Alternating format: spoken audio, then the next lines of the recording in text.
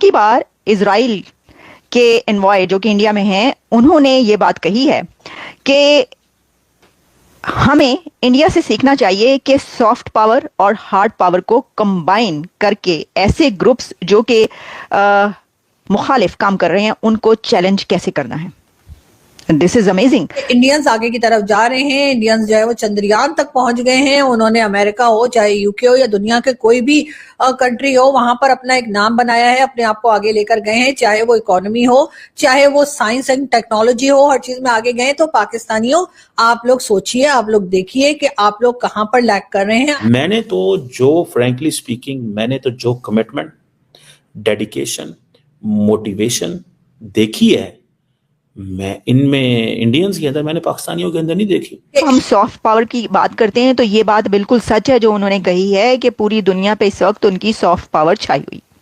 अच्छा, जब आप इसको हार्ड पावर भी इसमें आप मिक्स कर लेते हैं और आप कहते हैं कि भाई अभी देखिए हमें एक नजर आया इंडिया और कनाडा का मामला, उसमें कौन हावी रहा?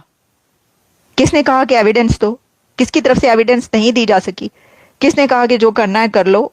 और अमेरिका तक कौन उस चीज को लेकर प्रमोट करेंगे? मान भी ले, एक दफा मान लें कि हाँ जिम्मेदार इंडिया है, हाँ जिम्मेदार अफगानिस्तान है, हाँ जिम्मेदार अमेरिका। आप एक दफा मान लें, हम सोए हुए हैं, हम अंधे हैं, हमारी नाक के नीचे, हमारी बाउंड्रीज के अंदर अगर कोई ऊपर से आके करके सारा तमाशा चला जाता है और हम आराम से कह देते हैं कि वो जी हम जिम्मेदार नहीं हैं, जिम्मेदार तो वो हैं। हमारा और इंडियंस का प्रॉब्लम ये है कि इंडियंस वहां पे बैठ के दे सप्लीमेंट इंडियन पावर, इंडिया की पावर को सप्लीमेंट करते हैं। हमारा ये है कि हमारे लोग जो है ना, वो वहां पे बैठ के पाकिस्तान को मजीद कमजोर करते हैं। जमहूरियत यहाँ पे ठीक काम नहीं कर रही। आपने जमहूरियत की तो किताब खरीदी नहीं है, आपकी डिक्शनरी में जमहूरियत का नामो निशान भी नहीं है, तो मैं किस तरह कह सकूंगा कि आप दूसरी दुनिया के साथ कंपीट कर पाएंगे। जय हिंद। तो दोस्तों आज का वीडियो बहुत ही ज़्यादा इंटरेस्टिंग होने वाला है। दोस्तों आज हम देखने वाले हैं भारत में जो इजरायली राजदूत हैं, उन्होंने भारत के बारे में कुछ ऐसा बयान दिया है, कुछ ऐसा कहा है जिसको सुनने के बाद पाकिस्तानी लोग पागल हो गए हैं। क्योंकि दोस्तों आप लोग जानते हैं इजराइल और भारत के बहुत ही अच्छे रिश्ते हैं। तो इजराइल के जो राजदूत हैं उन्होंने कहा है कि भारत आने वाले कुछ सालों में अमेरिका को भी पीछे छोड़ देगा और दुनिया की नंबर 1 पावर बन जाएगा। तो दोस्तों वीडियो को पहले पूरा देखेंगे, फिर बात करेंगे कि आखिरकार पाकिस्तानियों ने इसके बारे में क्या कहा और इजरायली राजदूत ने क्या कहा भारत के बारे में। और दोस्तों ये जो मैंने क्लिप्स ली हैं इनके ओनर्स के नाम मैं डिस्क्रिप्शन पे या फिर इनकी क्लिप्स के ऊपर दे दूंगा। सभी के चैनल्स को लाजमी लाइक एंड सब्सक्राइब कर लेना, बहुत ही अच्छा पॉजिटिव कंटेंट बनाते हैं। चलिए दोस्तों वीडियो को स्टार्ट करते हैं। आलिया, दुनिया भारत से सीखना चाहती है narratives to win war of narratives, और भारत से क्या सीखना चाहती है? Soft power, how to use soft power और and how to build narratives. इसकी वजह यह है कि अब की बार इजराइल के एनवॉय जो कि इंडिया में हैं, उन्होंने ये बात कही है कि हमें इंडिया से सीखना चाहिए कि सॉफ्ट पावर और हार्ड पावर को कंबाइन करके ऐसे ग्रुप्स जो कि मुखालिफ काम कर रहे हैं उनको चैलेंज कैसे करना है।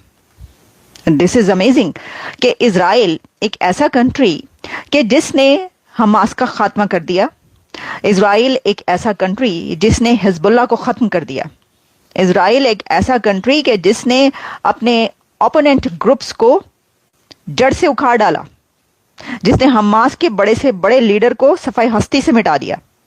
जो इस वक्त ग्रेटर इजराइल का ख्वाब सच करने जा रहा है, वो इजराइल जो इस वक्त गोलन हाइट्स की उन पहाड़ियों पर बैठकर दमेस्कस के अंदर वहां पर देख रहा है कि क्या चल रहा है, क्या हलचल हो रही है, और जो वहां की काफी टेरिटरी पर कंट्रोल भी हासिल कर चुका है, वो इजराइल ये कह रहा है कि हमें सॉफ्ट पावर को इस्तेमाल करने का और नैरेटिव्स को विन करने का तरीका इंडिया से सीखना चाहिए।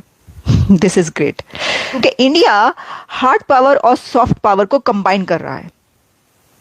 अब देखिए, जब हम भारत की ये तो सारा मैंने आपके सामने रख दिया कि उन्होंने क्या बात की, क्या उनका नैरेटिव है इसके अंदर, कि to win narratives, war of narratives, आपको सीखना होगा, लर्न करना होगा फ्रॉम इंडिया कि आपको सॉफ्ट पावर का इस्तेमाल कैसे करना है, और आपको जो है वो डॉक्टर जयशंकर की इनडायरेक्टली बात करें ना, डॉक्टर जयशंकर डिप्लोमेसी एग्जैक्टली कि सॉफ्ट पावर और डिप्लोमेसी को कैसे यूज करना है आपने, कि अगर आप एक जंग में भी हों, एक जंग आपकी चल रही हो और उसके बीच बहुत सारे ग्रुप्स आपके खिलाफ काम कर रहे हों, तो उसमें आपने अपने दुश्मन को कैसे टैकल करना है, कैसे डिफीट करना है, through diplomacy and soft power कहा यह जा रहा है। लेकिन उन्होंने हार्ड पावर भी कहा है, उन्होंने hard power, soft power and diplomacy बोला है। तो उसमें उन्होंने कुछ ग्रुप्स की। अब देखिए, जब हम इंडिया की सॉफ्ट पावर की बात करते हैं तो योगा से आप शुरू हो जाइए, योगा से शुरू हो जो कि पूरी दुनिया में प्रैक्टिस किया जाता है।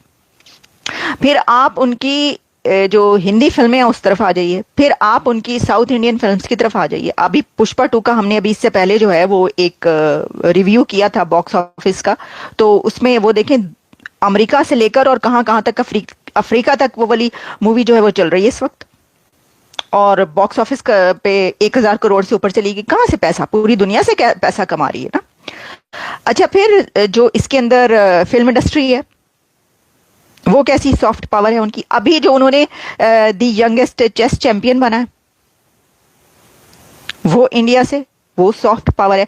तो यानी उनकी, जब हम सॉफ्ट पावर की बात करते हैं तो ये बात बिल्कुल सच है जो उन्होंने कही है कि पूरी दुनिया पे इस वक्त उनकी सॉफ्ट पावर छाई हुई। आईआईटी के स्टूडेंट जो से हैं वो रेलवे सिस्टम के ऊपर इतना काम कर रहे हैं और हमारे जो स्टूडेंट्स हैं वो पाकिस्तान छोड़ के जाना चाह रहे हैं। सबसे पहली बात स्किल बेस्ड एजुकेशन है, ठीक है। उसके बाद उनके पास फ्रीडम ऑफ एक्ट है, ठीक है, और उनको फैसिलिटेट किया जाता है। हमारे पास यहाँ पे एजुकेशन नहीं दी जाती, हम जो माइंडसेट बिल्ड करना चाहते हैं यहाँ पे इंजेक्ट किया जाता है एक प्रॉपर माइंडसेट को, जिस तरह इन्होंने बात की मार्शल लॉ वाली के हमारे लोग इसी तरह से जो हम किया जाए, हाँ, जिस चीज को जो हमारा मफाद है, जो हम सपोर्ट करना चाहते हैं, हम उसको इंजेक्ट करते हैं। जिस उम्र तक जब जाके नौजवानों को ये पता लगता है ना कि यार ये जो हम पढ़ रहे हैं वो सिर्फ एक फैंटेसी है, वो सिर्फ एक टिका है, वो सिर्फ एक निवाला है, तब तक ना बहुत गुजर गया होता है, तब तक टाइम गुजर गया होता है। लेकिन ये हम लोग डरते रहते हैं। हम जरा सा हो रहे हैं हुकूमत में, वो जी हिंदू नहीं हुकूमत है चाहना चाहिए, ओ जी सिख नहीं हुकूमत है चाहना चाहिए जी, ओ जी फलाना नहीं हुकूमत में आना चाहिए जी, ठीक है जी। उससे क्या होता है, हिंदू नहीं आने चाहिए, सिख नहीं आने चाहिए, ईसाई नहीं आने चाहिए, सारा टाइम हम डरते रहते हैं इस चीज पे। उनको देखें, उनको तो कोई प्रॉब्लम नहीं है, ठीक है जी। अब ये जो मिस ढिल्लों को वो लेके आए हैं, उनको तो कोई परवाह नहीं है इस चीज की, वो तो कोई नहीं डर रहे।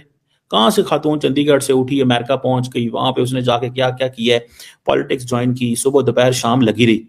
मैंने तो जो फ्रैंकली स्पीकिंग, मैंने तो जो कमिटमेंट, डेडिकेशन, मोटिवेशन देखी है, मैं इनमें इंडियंस के अंदर, मैंने पाकिस्तानियों के अंदर नहीं देखी। पाकिस्तानी जो अमेरिका में बैठे हैं, आपको पता है क्या कर रहे हैं, सारा टाइम पाकिस्तान के खिलाफ लड़ रहे हैं। वो कह रहे हैं हम पाकिस्तान के खिलाफ नहीं लड़ रहे, वो कह रहे हैं हम इस गवर्नमेंट के खिलाफ लड़ रहे हैं। तो गवर्नमेंट के खिलाफ वो कहते हैं जी हम बेसिकली तो फौज के खिलाफ लड़ रहे हैं। सो हमारा और इंडियंस का प्रॉब्लम ये है कि इंडियंस वहां पे बैठ के दे सप्लीमेंट इंडियन पावर, इंडिया की पावर को सप्लीमेंट करते हैं। हमारा ये है कि हमारे लोग जो है ना वो वहां पे बैठ के पाकिस्तान को मजीद कमजोर करते हैं। मैंने आपको पता रिसेंटली भी कहा था कि इंडिया पहले बहुत ज्यादा, जैसे विवेक रामास्वामी के सामने ये लाया गया कि देखो जी पाकिस्तान का तो होटल है वहां पे, रोज वैलेट होटल है। उसने कहा अच्छा रोज वैलेट होटल है, की कर देने पैसे। उन्होंने कहा चुको बाहर, हम इसको पैसे नहीं देंगे रोज वैलेट होटल को, ये देखो मौजे मार रहे हैं, पाकिस्तान को डॉलर जा रहे हैं, ठीक है। उन्होंने कहा फिर क्या करें, उन्होंने कहा इसके ऊपर क्योंकि तुम जरा डिपार्टमेंट ऑफ गवर्नमेंट एफिशिएंसी आओ ना जरा इधर। तो वो जो चीज कर रहे हैं ना, ठीक है जी, वो थोड़ी सी नजर आ रही है मुझे, इस सेंस में है कि एक तरफ हम जैसे कहते हैं ना वो अपनी स्पेस बना बैठे हैं, अमेरिकी भी उनको मौका दे रहे हैं, स्पेस भी बना बैठे हैं, अमेरिकी भी उनको मौका दे बैठे हैं। मैं जब ये सारी चीजें देखता हूं तो मैं इस चीज को एनालाइज करता हूं कि भाई साहब 1 हो 2 हो 4 हो 6 हो जो भी हो, ठीक है जी, 1 हो 2 हो 4 हो 6 हो कोई भी हो, सबको इस चीज को ज़हन में रखना है, ठीक है जी, कि हमें जैसे तैसे हमें अपनी स्पेस बनानी है अपने। तो दोस्तों आप लोगों ने वीडियो देखी, आप लोगों ने वीडियो में देखा कि जो पाकिस्तानी जो मीडिया है, जैसे कि डॉक्टर कमर चीमा और आलिया शाह और आरजू काजमी, इन्होंने इसके बारे में बात की और कहा कि भारत की जो पावर है, जो सॉफ्ट पावर है, जो भारत जिसका इस्तेमाल दुनिया में कर रहा है, उसका फल भारत को मिल रहा है। और दोस्तों आप लोग जानते हैं भारत इस समय दुनिया में बहुत ही ज़्यादा तेज़ी से ग्रो करने वाली कंट्री है और भारत के आसपास कोई भी कंट्री नहीं टिक रही है। हालांकि अभी जो इजराइल के राजदूत राजदूत हैं उन्होंने कहा है एक प्रेस कॉन्फ्रेंस के दौरान, और उन्होंने कहा है कि भारत आने वाले कुछ समय में यानी कि 30 सालों के अंदर भारत अमेरिका को भी पीछे छोड़ देगा और भारत दुनिया की नंबर 1 अर्थव्यवस्था भी बन जाएगा, ऐसा उनका मानना है। अब ये तो आने वाले 30 साल ही बताएंगे कि भारत कहाँ जाता है और भारत किन ऊंचाइयों पर पहुंचता है, ये तो आने वाला समय ही बताएगा। लेकिन जिस हिसाब से भारत ग्रोथ कर रहा है उससे तो यही लगता है कि भारत आने वाले समय में नंबर 1 नहीं तो नंबर 2 अर्थव्यवस्था जरूर बन जाए। और दोस्तों यही कारण है कि भारत की जो विकास दर है ये आगे चल रही है, इसी कारण से भारत की अर्थव्यवस्था भी आगे जा रही है। और दोस्तों पाकिस्तानी लोग तो आए दिन भारत के खिलाफ कुछ ना कुछ बातें करते ही रहते हैं और जिससे रिलेटेड मैं आप लोगों के लिए वीडियो भी लाता रहता हूं। और दोस्तों इससे पहले मैंने बांग्लादेश के ऊपर एक वीडियो डाला है, अगर आप लोगों ने वह नहीं देखा और पाकिस्तानियों ने उसमें क्या कहा है, आप लोग जानते हैं बांग्लादेश में बहुत ही ज़्यादा इस समय क्राइसिस चल रहे हैं और वहाँ पर भारतीय सेना की कुछ मूवमेंट देखने को मिली है।